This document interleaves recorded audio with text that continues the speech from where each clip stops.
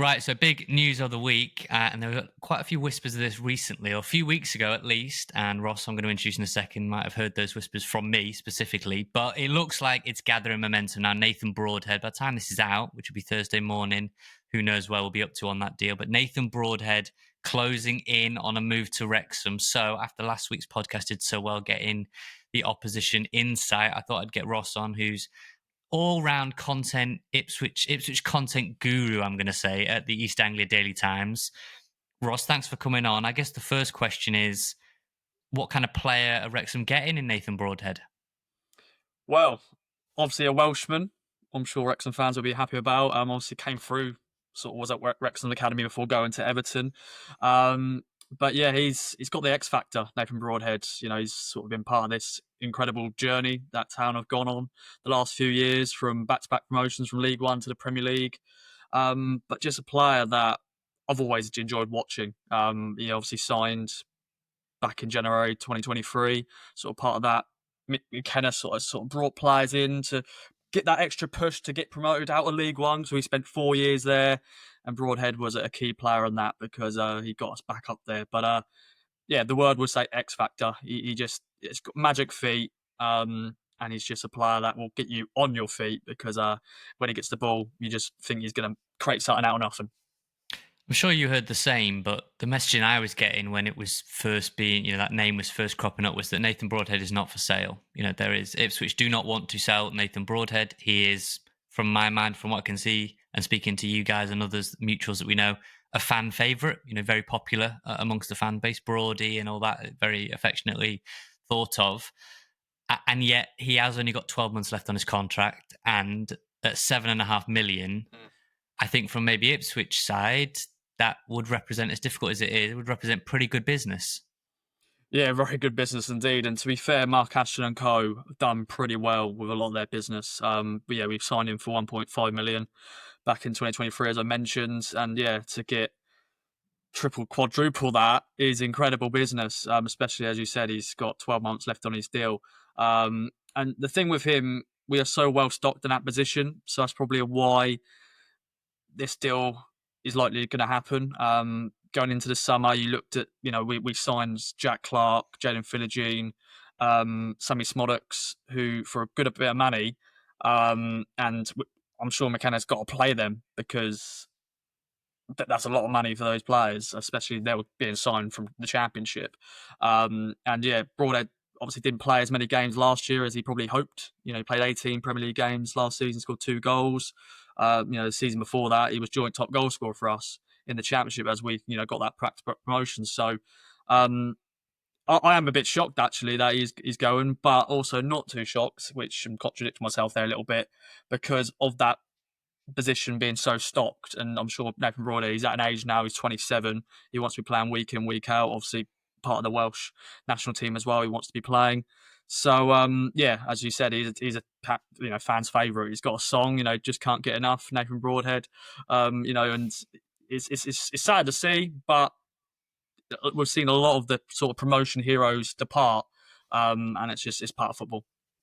I've got a couple of things to get onto, but one specifically that is, I guess, the head scratcher, because look, Welsh International coming to Wrexham is huge. We haven't had a lot of them over the years. I'm thinking maybe Neil Taylor, Steve Evans before that, but Nathan Broadhead in his prime years, we remember that goal against Croatia. He scored at the racecourse as well, I think in a friendly against Gibraltar, I think. The question mark and the head scratcher that I've had back since the story's come out is he's not really a number 9. Wrexham don't really play with number 10s. They don't play with wingers. I would say it's curious where you think, or where you've seen him play and where you think he fits best. Yeah, it's interesting. I will admit, don't know much about Wrexham. Especially, last year in the Premier League, I had to get to know the Premier League teams because that was very weird for us because we hadn't been in the Premier League for 22 years. So I don't really know. I know a little bit about Wrexham because obvious reasons. But yeah, he's mainly a left sort of side, inside forward. That's mainly his role. He's versatile, like any footballer these days. He can play 10. He has played a false 9 a few times. Hasn't worked so great when we've had injuries, but he's definitely that inside left. Loves cutting in. So I can see him playing there, but you never know. Wrexham, mate. Yeah. Yeah, it's curious for me whether Wrexham is still interested in Kiefer Moore, and part of me wonders. It's difficult to say Phil Parkinson will change the formula that has worked so well so far, but could he potentially play a Josh Windass and a Nathan Broadhead, both of whom would like to play as tens? You'd imagine off a big man. That would be formidable, you would think, at the Championship. One thing I was going to say about Broadhead was, you mentioned it previously, is it 13 goals he got firing Ipswich to the Championship?